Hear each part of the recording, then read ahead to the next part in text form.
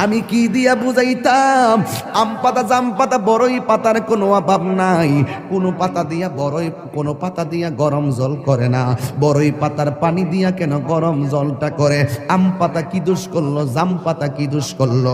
বড়ই পাতা দিয়া কেন গরম জল করা হয়? এই কথাতে কোনো মৌলবি কয় না। লাল কাপড়, নীল কাপড়, হলুদ কাপড়, কত কাপড় দেখলাম। কবরের কাপড়টা কেন ভাইজান সাদা? এই সাদা দিয়া কেন দাফন করা হয়? এই কথা দিয়ে পৃথিবীর কোনো মৌলবি কয় না রে। এ আমার যুবক,